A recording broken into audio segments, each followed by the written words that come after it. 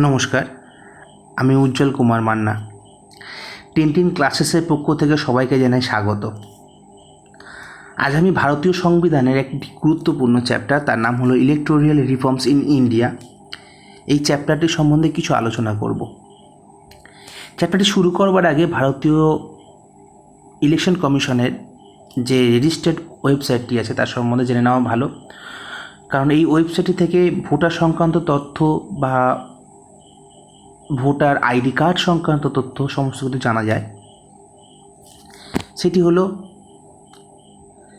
ECI অর্থাৎ election commission of India, এই ওয়েবসাইটটি। এই ওয়েবসাইটটিতে সমস্ত রকম তথ্য, ভোটার সংক্রান্ত, ভোটার ক্যান্ডিডেট সংক্রান্ত সমস্ত তথ্য পাওয়া যায়। তো চলে আসি আমরা আমাদের আলোচ্য বিষয়ে।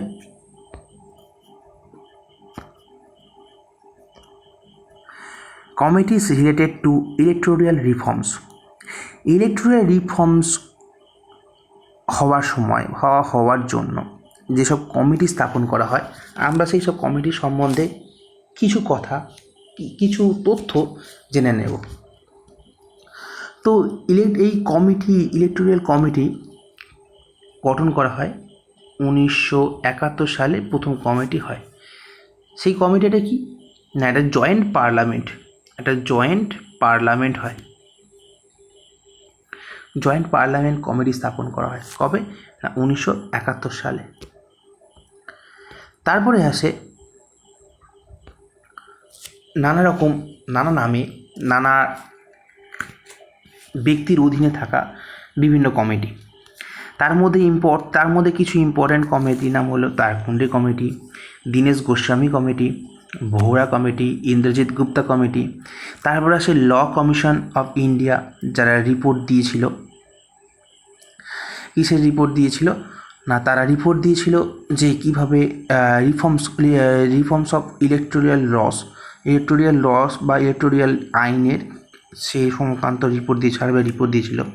তারপর আছে ভেঙ্কাটাচার্যা, তারপর আছে electoral commission of India report, তারপর আছে ভীরাপ্পা মৈলি কমিশন, টাঙ্কা কমিশন বা টাঙ্কা কমিটি, তারপরে আছে জে.এস. ভার্মা কমিটি, আরও ল কমিশন আসে। তো এদের মধ্যে এই যে তারকুণ্ডে কমিটির ইম্পর্টেন্স কী না, তারকুণ্ডে কমিটির ইম্পর্টেন্স হলো, এই তারকুণ্ডে কমিটি যখন গঠন করা হয় তখন ভারতবর্ষে চলছে টোটাল রিভলিউশন। তো এই সময় জয়প্রকাশ নারায়ণ দ্বারা একটি কমিটির গঠন করা হয়, তার নাম হচ্ছে তারকুণ্ডে কমিটি। তো এইভাবে একের পর এক কমিটি স্থাপন করা হয়। কিসের জন্য না, ইলেকটোরাল রিফর্মসের জন্য। কিছু ভুল ভ্রান্তি বা কিছু নিয়ম কানুন আনার জন্য, ইলেকটোরাল রিফর্মস আনার জন্য এই কমিটিগুলোকে স্থাপন করা হয়। তো based on the recommendation by the above committees and commission, various reforms have been introduced our electoral system. এইসব কমিটি আসার পর এইসব কমিটির রেকমেন্ডেশন অনুসারে আমাদের ভারতীয় যে ভোটার সংক্রান্ত যে নিয়মকানুন আছে তার মধ্যে কিছু পরিবর্তন আসে এবং কিছু নিয়ম আসে, সেগুলো এই কমিটির মাধ্যমে স্থাপন করা হয়। তো আমাদের প্রধান 4টি বিষয় পড়তে হবে। এই 4টি বিষয় কী না, ইলেকটোরাল রিফর্মস বিফোর 1996, এই 1996-এর আগে আমাদের কি ইলেকটোরাল রিফর্মস হয়েছে সেগুলো জানতে হবে। তারপরে আসি আমরা ইলেকটোরাল রিফর্ম অফ 1996, 1996 সালে কী ইলেকটোরাল রিফর্মস হয়। ইলেকটোরাল রিফর্মস আফটার 1996 সালের পরে কি হয় সেটা জানবো আমরা। এবং সর্বশেষ আছে ইলেকটোরাল রিফর্মস সিন্স 2010। তো এবার আমরা আসবো ইলেকটোরাল রিফর্মস বিফোর 1996-এর আগে ইলেকটোরাল রিফর্ম কি ঘটেছিল সেই সম্বন্ধে আমরা জানবো। দিয়েছে কি lowering voting age at 21 to 18, 21 থেকে 18 অবধি নামিয়ে আনা হয়। কিসের মাধ্যমে? না 61st কনস্টিটিউশন অ্যামেন্ডমেন্ট অ্যাক্টের মাধ্যমে, যার আর্টিকেল হলো 326, আন্ডার আর্টিকেল 326। 61তম একটি কনস্টিটিউশন অ্যামেন্ডমেন্ট অ্যাক্ট করা হয়, তার মাধ্যমে ভোটার এজ 21 বছর থেকে 18 বছর নামিয়ে আনা হয়, যাতে সবাই 18 বছর বয়স হলেই, প্রাপ্তবয়স্ক হলেই সে ভোটাধিকার প্রয়োগ করতে পারবে। এরপরে আসি deputation two election commission. Election কমিশনকে কিছু একটা ডেপুটেশন দেওয়া হয়। কারা ডেপুটেশন, এই ডেপুটেশনটা দিয়েছিল? না all officers and the staffs. All officers and the staffs তারা কী করেছিল? ডেপুটেশন দিয়েছিল ইলেকশন কমিশনকে। এরপরে আসি increase in number of proposers বা উপস্থাপক, যারা who signed nomination paper for election to the Rajya Sabha and state legislative কাউন্সিলে বা রাজ্যসভাতে যে উপস্থাপক ইলেকশন কমিশনে যে নমিনেশন পত্র দেওয়া হয়, যে ক্যান্ডিডেটদের যারা নমিনেশন দিয়ে দেয়, তাদের যে নমিনেশন পেপার থাকে, সেই পেপারে কী করা হয়? একজন উপস্থাপকের প্রয়োজন পড়ে, প্রপোজালসের প্রয়োজন পড়ে। সেই প্রপোজালসের সংখ্যা বাড়ানো হয় 10% বাড়িয়ে দেওয়া হয়। তো এরপরে আসি ইলেকট্রনিক ভোটিং মেশিন বা ইভিএম। এটা কিছু পরীক্ষা হয়তো পড়ে থাকবে যে ইভিএমের ফুল ফর্ম কি? ইভিএমের ফুল ফর্ম হচ্ছে ইলেকট্রনিক ভোটিং মেশিন। ইউজ করা হয় কবে? 1989-এ।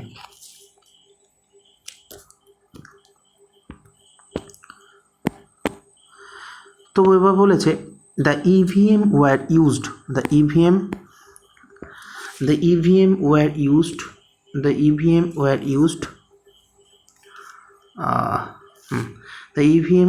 used for the first time in 1998 on experimental basis।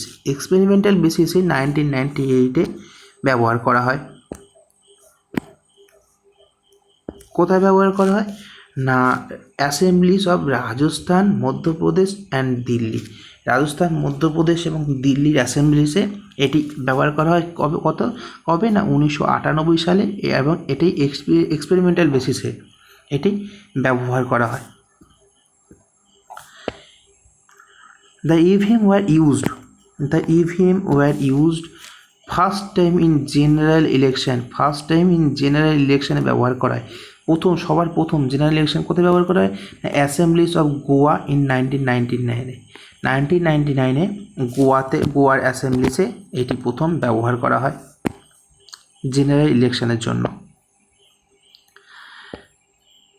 এরপর আসবো সবথেকে important point, booth capturing.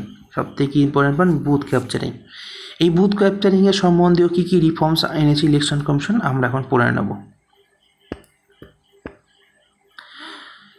Seizure of a polling station and surrender ballot paper or voting machine। সেজের কথার অর্থ হতো কি? বলপূর্বক হরণ মানে কেউ যদি জোর জবরদস্তি করে বা নিজের বল প্রয়োগ করে পোলিং স্টেশন বা যেখানে ভোট দান করা হচ্ছে, সেখানে তারা বলপূর্বক সেই জায়গাটায় তারা অধিকার বিস্তার করে, সেখানে কী করা হবে? Surrender the ballot paper or voting machine. Ballot paper বা ভোটিং মেশিনকে কী করা হবে? সারেন্ডার করা হবে। Allowing only one's own supporter to vote. শুধুমাত্র একজনকে, শুধুমাত্র একজনকে তার নিজের ভোট দেওয়ার জন্য কী করা হবে? অ্যালাউ করা হবে। থ্রেটনিং অ্যান্ড প্রিভেন্টিং, কাউকে যদি থ্রেট করা হয় বা রোধ করা হয়, কী করতে? এনি ইলেক্টরস, কোনো ভোটদাতাকে, ফ্রম গোয়িং টু পোলিং স্টেশনে ভোট দিতে যাওয়া আটকানোর জন্য, বা তাদেরকে থ্রেট দেওয়া হয় সেই কারণের জন্য। আর সব থেকে শেষে কী হতে পারে? না of the place being used to counting of vote. Vote counting জায়গায়, ভোট কাউন্টিং কেন্দ্রে বা ভোট কাউন্টিং যে জায়গা থাকে, যে জায়গা করা কেন্দ্র করা হয় স্কুল কলেজ, সেইখানে যদি কেউ বলপূর্বক সেই নিজেদের অধিকার বিস্তার করে, নিজেদের সেই জায়গায় যদি কেউ নিজেদের গায়ের জোরে সেই জায়গাটা কেউ অধিকার করে নেয়, তাহলে কী হবে, দেন ইলেকশন অ্যাডজার্ন, ইলেকশন তখন সেখানে থামিয়ে দেওয়া হবে, সেখানে ইলেকশন থামিয়ে দেওয়া হবে।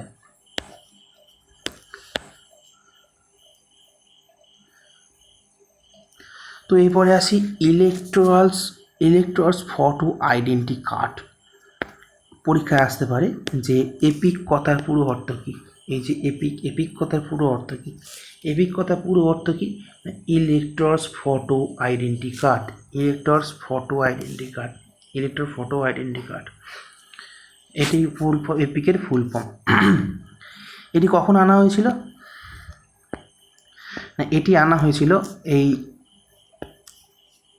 ইলেকটোরালস রিফর্মস বিফোর 1996, বিফোর 1996 যে ইলেকটোরাল রিফর্মস করা ছিল সেই সময় ইলেকটোরাল ফটো আইডেন্টি কার্ড আনা হয়। এই ইলেকটোরাল ফটো আইডেন্টি কার্ড আনার ফলে কী হয়েছিল না, electoral process simple, smoother and quicker, খুব তাড়াতাড়ি হয়েছিল। Elections commission in 1993 to issue photo identity cards to the electors throughout the country. Election commission কী করেছিল, ইলেকশন কমিশন 1993 সালে একটা ফটো আইডি কার্ড ইস্যু করেছিল সারা ভারতবর্ষ জুড়ে বা সারা কান্ট্রি জুড়ে।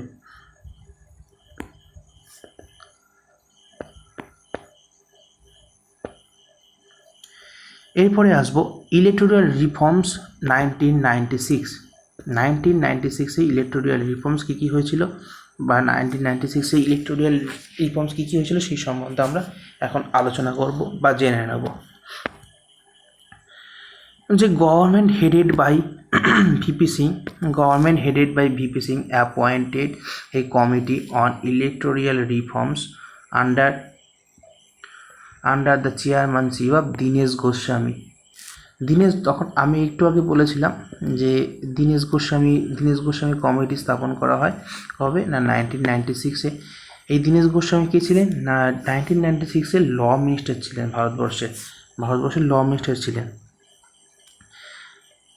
তো এই একটা কমিটি স্থাপন করা হয়, তার সেই কমিটির হেড কে ছিলেন না ভিপি সিং। এই ভিপি সিং ছিলেন সেই কমিটির হেড, তিনি কী করেন না, দীনেশ গোস্বামীকে চেয়ারম্যান হিসেবে রেখে তিনি একটি কমিটি স্থাপন করেন।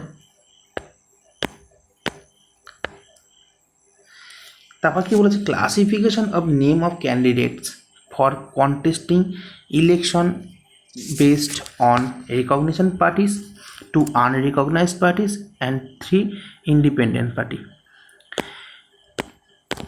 এটা মানে কি না, মানে হলো যেসব ক্যান্ডিডেটরা ইলেকশন লড়বে তাদেরকে 3টে ভাগে ভাগ করা হলো। যেসব ক্যান্ডিডেট ইলেকশন লড়বে, অনেকে নাম দেবে, তাদের নমিনেশন জমা দেবে, তাদেরকে 3টে ভাগে ভাগ করা হলো। একটা হলো রিকগনিশন পার্টিস ক্যান্ডিডেট, একটা হলো আনরিকগনাইজড পার্টিস ক্যান্ডিডেট, আর একটা হলো ইন্ডিপেন্ডেন্ট ক্যান্ডিডেট। এই 3টি ভাগে ভাগ করা হলো ক্যান্ডিডেটদের।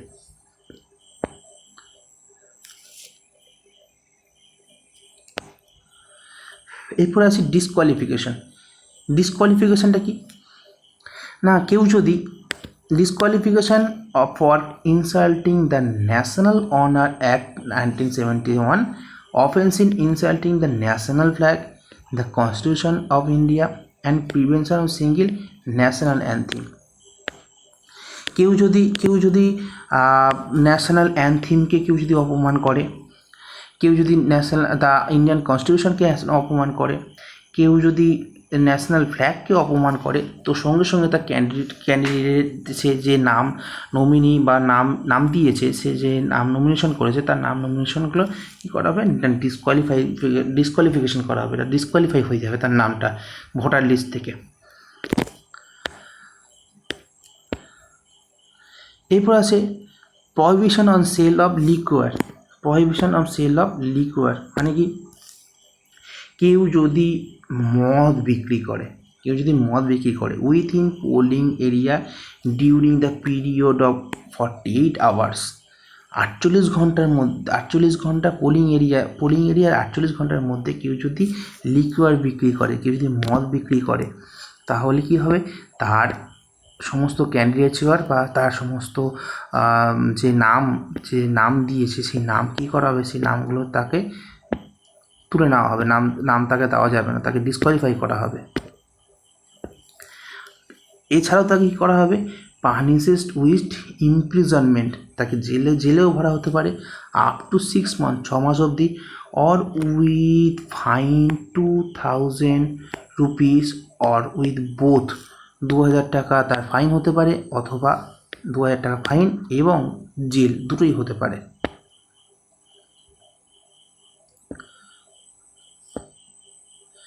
এরপর আসি নাম্বার অফ প্রপোজালস কী করেছিল, যারা উপস্থাপক ছিল তাদের ওই যে নমিনেশন পত্র জমা দেওয়ার সময় যে প্রপোজাল লাগে, তাদের কী করা ছিল না, 10 জন প্রপোজাল করা হয়েছিল আনরেকগনাইজড পলিটিক্যাল পার্টির জন্য, আর 1 জন প্রপোজাল করা হয়েছিল রেকগনাইজড পার্টির জন্য।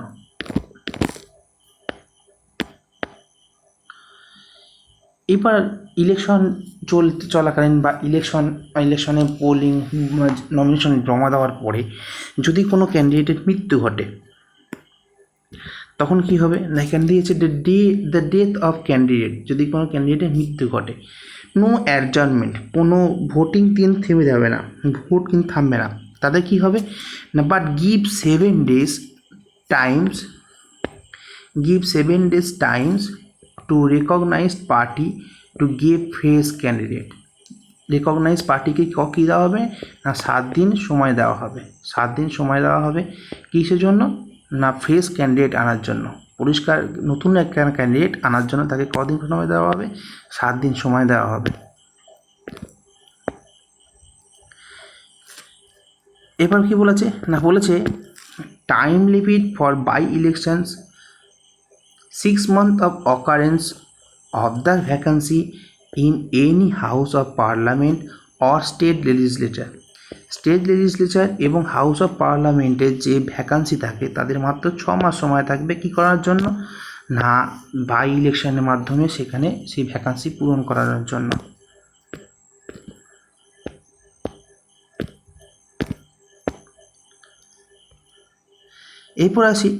এরপর দিয়েছে এর আবার দুটো কেস আছে, দুটো কেস কি না, এই দুটো কেসের মাধ্যমে এটা নট অ্যাপ্লিকেবল, এটা অ্যাপ্লিকেবল নাও হতে পারে। সে দুটো কি না, একটা হচ্ছে reminder of the term of the member is less than 1 year, তার সেই মেম্বারটা যদি তার টার্ম হয়, তার কাজের দূরত্ব হয়, সে 1 বছরের কম হতে হবে। আর এটা কি difficult to hold the by election within the said period, যদি যে পিরিয়ডটা বলা হবে সেই পিরিয়ডের মধ্যে যদি বাই ইলেকশন না করানো সম্ভব হয় তখন। এবার কি দিয়েছে, holiday to employee on the polling day, যেদিনকে holiday to employee on the polling day, যেদিনকে ভোট হবে সেই দিনকে যে কোনো কোম্পানি বা যে কোনো ডেলি ওয়েজেসের যেসব লেবাররা মজুররা থাকবে তাদেরকে সেটা হলিডে হিসাবে গণ্য হবে এবং সেটা পেইড হলিডে, এবং সেদিনকার টাকা তাদের কাটা হবে না, সেদিনকার টাকা তাদের কাটা হবে না, তাদেরকে পেমেন্ট করা হবে।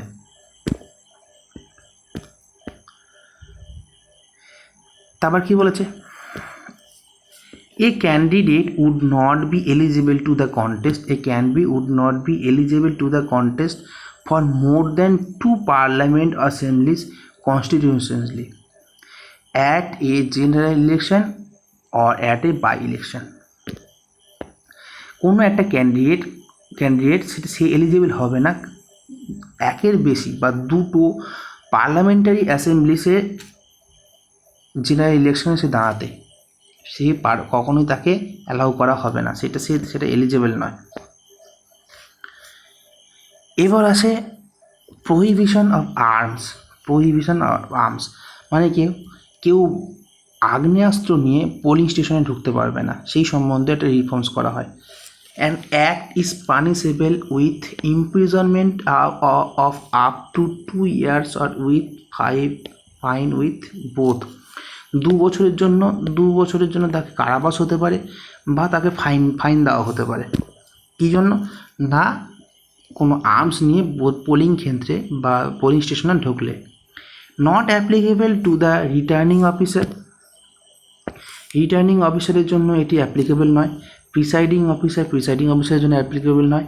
Any police officer or any other person appointed to the maintain piece and order of the polling station, polling স্টেশনে শান্তি বজায় রাখার জন্য পুলিশ এবং যে কোনো আধিকারিককে তাদের ক্ষেত্রে এইটি প্রযোজ্য নয়।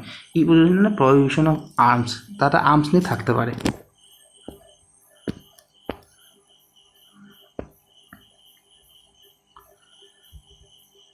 এরপরে আসি the minimum gap between the last date for withdraw of candidature and the polling date has been reduced from 20 to 14 days।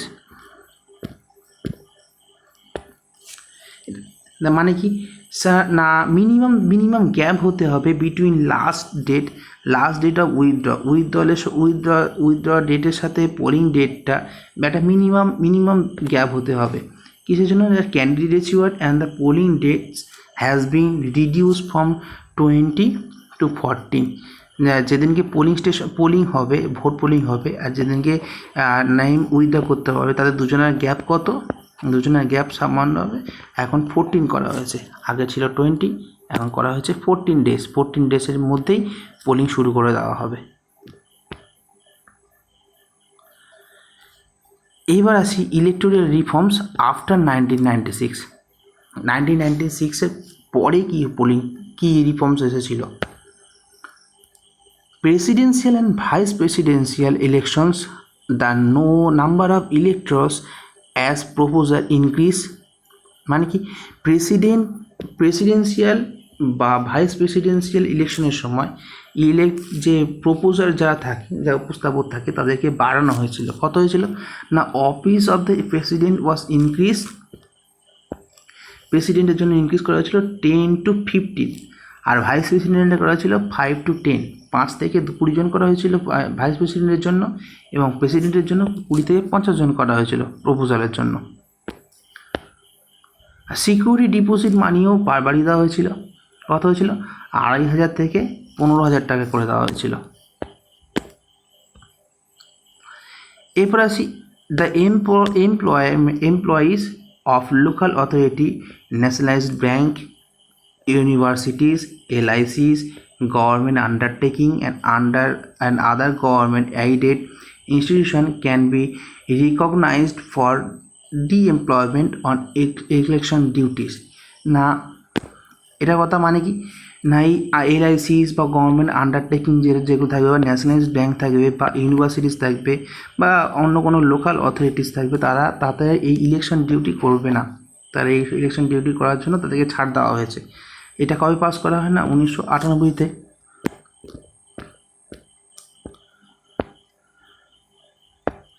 এরপর আসে in certain classes of persons voting through postal ballot. কিছু লোক তারা কী করতে পারে না, পোস্টাল ব্যালটের মাধ্যমেও vote দিতে পারবে। কিন্তু এই পোস্টাল ব্যালট সবাই দিতে পারবে না, যাদেরকে নোটিফাইড করবে by the election commission. Election commission যাদের নোটিফাই করবে, যাদেরকে নোটিশ দেবে যে হ্যাঁ আপনারা পোস্টাল ব্যালটে পোলিং করবেন, একমাত্র তারাই এই পোস্টাল ব্যালটে ভোটিং করতে পারবে। Notified by election commission in 1999।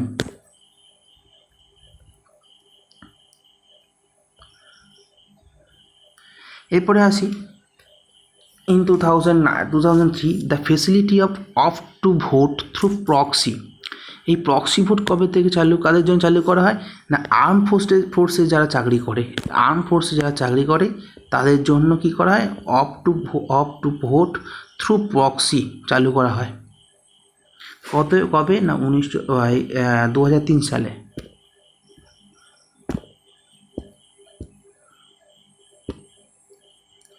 Declaration of criminal ascendance assets by the candidate. ক্যান্ডিডেটের একটা ডিক্লারেশন লাগবে নমিনেশন জমা দেওয়ার সময়। কি ডিক্লারেশন লাগবে না, convicted and acquitted or discharge in any criminal offence in past, তার অতীতে তার সম্বন্ধে কোনো ক্রিমিনাল অফেন্সেস যদি থাকে সেই সম্বন্ধে তাকে ডিক্লারেশন দিতে হবে। আর কি, the candidate accuse any pending case of any offence punishable with imprisonment of 2 years or more। যদি কোনো ক্যান্ডিডেটের কোনো পানিশেবল অফেন্স থাকে বা তার কোনো ইমপ্রিজনমেন্ট হয় 2 বছর বা তারও বেশি, তাদেরকে তার ডিক্লারেশনটা দিতে হবে সেই সব ক্যান্ডিডেটকে, যে কেন হয়েছিল, কী বৃত্তান্ত। তাদের আর কী ডিক্লারেশন দিতে হবে না, তাদের অ্যাসেটস, তাদের কতটা পরিমাণ অ্যাসেট আছে, তাদের কতটা পরিমাণ লায়াবিলিটিস আছে, দেনা আছে, অ্যান্ড এডুকেশনাল কোয়ালিফিকেশানস, এবং তাদের এডুকেশনাল কোয়ালিফিকেশান কত।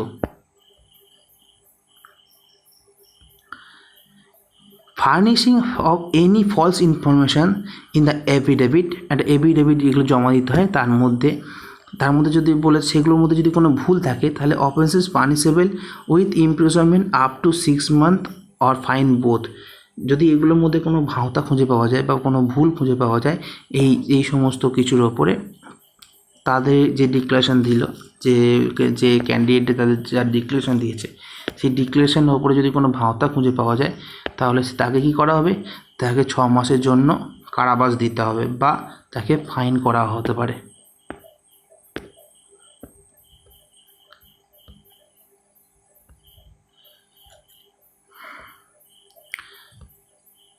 এরপর আসি চেঞ্জেস ইন রাজ্যসভা ইলেকশন।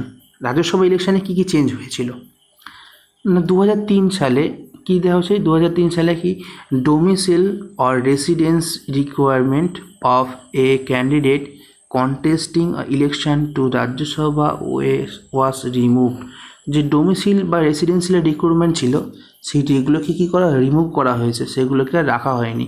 যে তাকে ভারতবর্ষে একটা তার জন্য বাড়ি থাকতেই হবে, বা তার যে দেশে হয়ে রাজ্যসভায় দাঁড়াচ্ছে সেই দেশে তার একটা বাড়ি থাকতেই হবে, এই যে বাধ্যবাধকতা এটাকে কী করা হয়েছিল, রিমুভ করা হয়েছিল।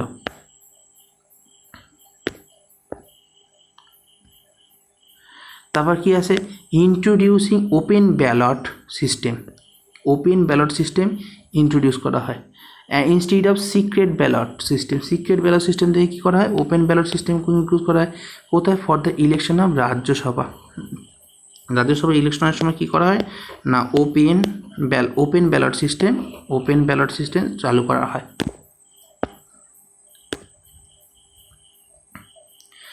Travelling expenditure incurred by the campaigning leaders of a political party shall be exempted। একটা পলিটিক্যাল পার্টি ক্যান্ডিডেট যে তার ভোটিংয়ের জন্য যে ট্রাভেল করবে, যে প্রচার করবে, তার এক্সপেন্সেসের জন্য সেই এক্সপেন্সেসে যত টাকা খরচ হবে সেটা টোটালি কী করা হবে না, এক্সেমটেড ক্যাটাগরিতে পড়বে।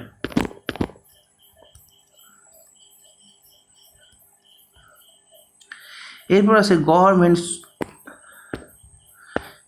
Government should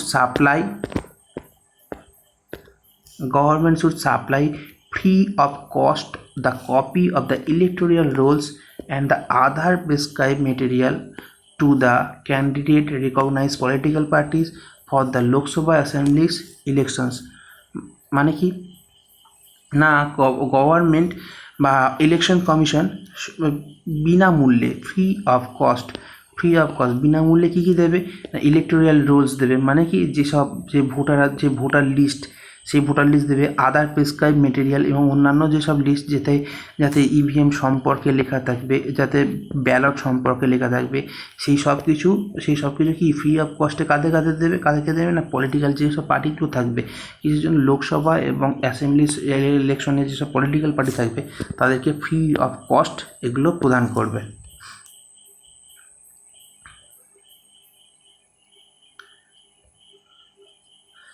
The political parties were entitled to accept any amount of contribution from any person or company other than a government company.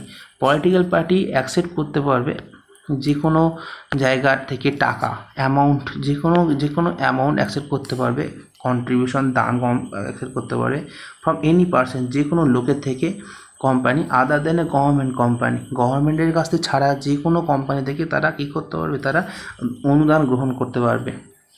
They have to report any contribution in excess 20,000। যদি সেই কন্ট্রিবিউশনটা 20,000 টাকার বেশি হয়, তো যদি সেই কন্ট্রিবিউশনটা 20,000 টাকার বেশি হয়, 20,000 টাকার বেশি হয়, তখন তারা রিপোর্ট করতে করবে কাকে, টু দ্য ইলেকশন কমিশনকে। তখন তারা ইলেকশন কমিশনকে কী করবে, রিপোর্ট করতে হবে তাদেরকে। কিসের জন্য না, ট্যাক্স রিলিফের জন্য। তারপর হচ্ছে election commission should allocate equitable sharing of time on cable television network and other electronics media during election to display propagate any matter to the address of public। Election চলাকালীন সমস্ত রকম ইলেকশন চলাকালীন যে খবরাখবর, সেই খবরাখবর কেবল টেলিভিশন নেটওয়ার্কের মাধ্যমে বা অন্যান্য ইলেকট্রনিক মিডিয়া, এখন যে আমরা যাদের খবরের মাধ্যমে তারা সমস্ত সব পাবলিককে যেন জানাবে কোথায় কী চলছে, কী বৃত্তান্ত, ভোটিং সম্বন্ধে সমস্ত কিছু, সেই ইলেকশন ডিউরিং দ্য ইলেকশন চলাকালীন সেগুলো সমস্ত খবরাখবর যাবে। এক কথায় বলা যেতে পারে সমস্ত নিউজ তারা কভারেজ করতে পারে বা তারা দেখাতে পারবে। তারপরে আছে কি, এটা most important things, barely signage features in the EVM of facility of visually impaired voters to cast their votes without the help of the attendant। মানে কি, এই বার্লি সিস্টেমটাকে চালু করা হয়েছিল কেন না, যারা ভিজুয়ালি ইম্পায়ার্ড, যারা চোখে দেখতে পায় না, যাদের ফিজিক্যাল কন্ডিশন খারাপ, তাদের জন্য এই ফিচার্সটা আনা হয়েছিল ইভিএমে, যাতে তারা কারোর হেল্প ছাড়া নিজেরাই নিজেদের ভোট দিতে পারে। এটা ফার্স্ট কখন ইউজ হয়েছিল, first use by election of Asifnagar assembly constitutionally of অন্ধ্রপ্রদেশে আসিফনগর কনস্টিটিউশনাল অ্যাসেম্বলিতে এটি প্রথম ব্যবহার করা হয়। কাকে না, barley significant ফিচার্সটাকে।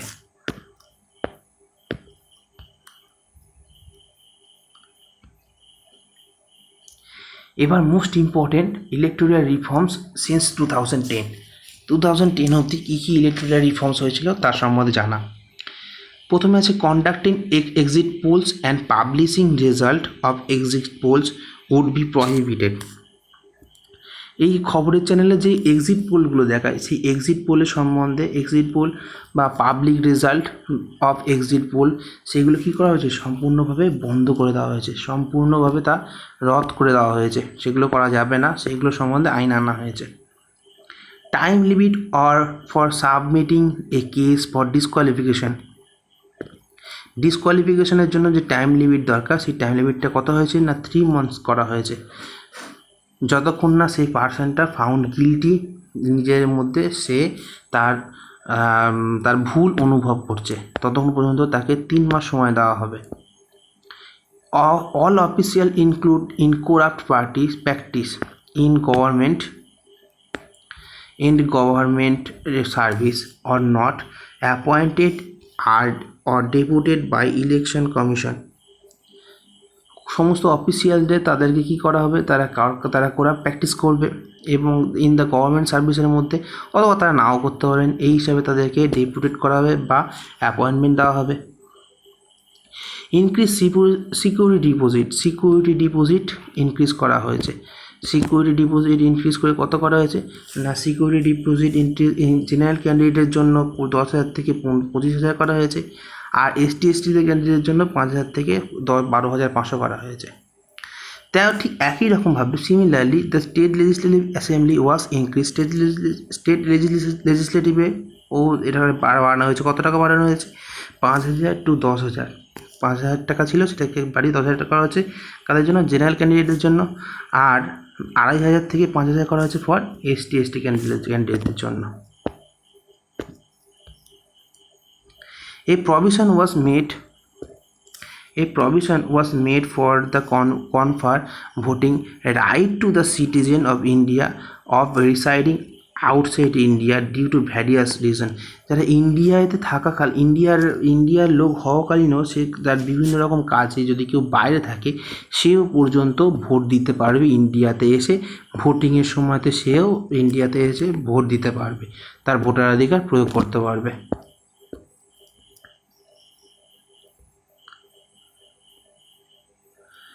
Online enrolment in the electoral role. এই যে আমরা এখন অনলাইনের মাধ্যমেও নিজেদের যে ভোটার আইডি কার্ডের জন্য অ্যাপ্লাই করতে পারি। আগে ভোটার আইডি কার্ডের জন্য অ্যাপ্লাই করতে গেলে নির্দিষ্ট ফর্ম ফিল আপ করতে হতো, ঠিক তেমনভাবে সেই ফর্মটি আমরা এখন অনলাইনে পেয়ে যাই এবং সেই অনলাইনের মাধ্যমেও সেই ফর্মটি জমা করা যেতে পারে। দ্য ডিরেকশন অফ সুপ্রিম কোর্টের ডিরেকশন অনুযায়ী, সুপ্রিম কোর্টের নির্দেশ অনুযায়ী, the election commission made provision in the ballot paper or EVM for none of above NOTA system চালু করে। এই নোটা সিস্টেম চালু করে কার নির্দেশে না, সুপ্রিম কোর্টের নির্দেশে ইলেকশন কমিশন অফ ইন্ডিয়া এই নোটা সিস্টেমটা চালু করেন, যাতে আমার পছন্দ নাও হতে পারে উপরে ক্যান্ডিডেটদের জন্য। তো পছন্দ না হলে কি আমি ভোট দিতে পারবো না? অবশ্যই দিতে পারবো।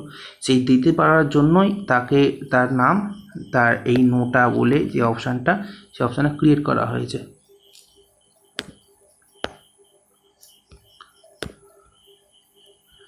Nota option are not taken into the account for calculating the total valid voters polled by the contesting candidate। এই নোটা অপশানটা একমাত্র রাখা হয়েছে কিসের জন্য না, টোটাল নাম্বার অফ ভোটার্স জানার জন্য, যাতে না কারোর ভোট বিফলে না যায়। টোটাল নাম্বার অফ ভোট জানার জন্য এই নোটাটাকে রাখা হয়েছে। In 2004, PUCL, People Union of Civil Liberties, filed a petition seeking to direction a provision to the necessary provision in ballot paper and EVM to protecting the right to not vote any candidate secretly. The Supreme Court ordered ECI may provided for the none of the nota option in EVM or ballot paper. And people Indian of Civil Liberties একটা case petition file করেছিলেন।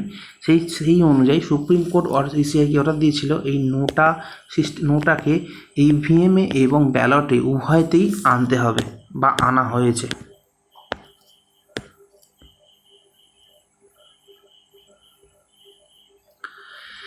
Voter verified paper audit trail বা VVPAT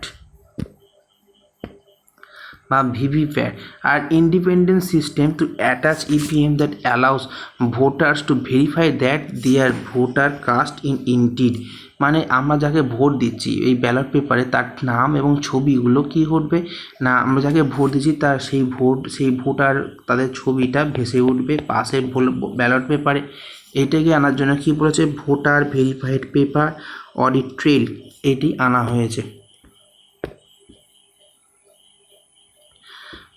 এরপর কি বলেছে, person in jail or police custody can contest election.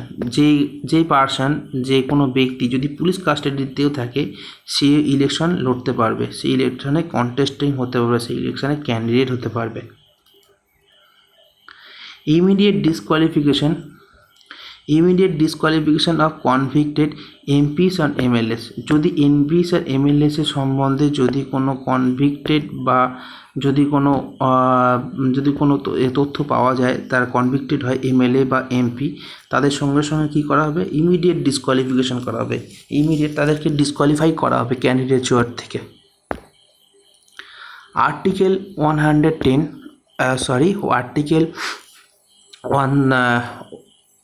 102 and Article 191 The Constitution would make the assemblies means the abundantly clear the Parliament to make the one law the person to be disqualified for being chosen as for being a member either House of Parliament, Legislative Assembly or Legislative Council of the State.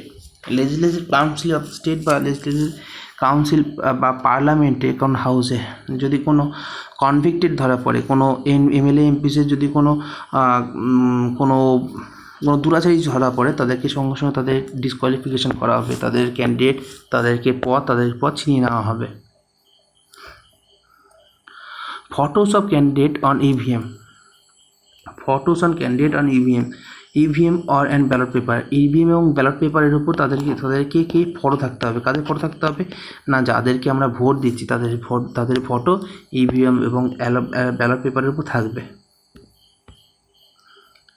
The central government notified the electoral bond system চালু করেন central government. কবে? This scheme was announced in 2017 budget, এই scheme announce করা হয়। The political parties can now receive fund from foreign কোম্পানিসের কাছ থেকে political party যে কোনো ফান্ড তারা নিতে পারে, কিন্তু ওই যে প্রথমে বললাম 20,000-এর বেশি নয়। তো আজকের এই পর্যন্তই। এই হলো সমস্ত ইলেকটোরাল রিফর্মস। নমস্কার, ভালো থাকবেন। Thank you.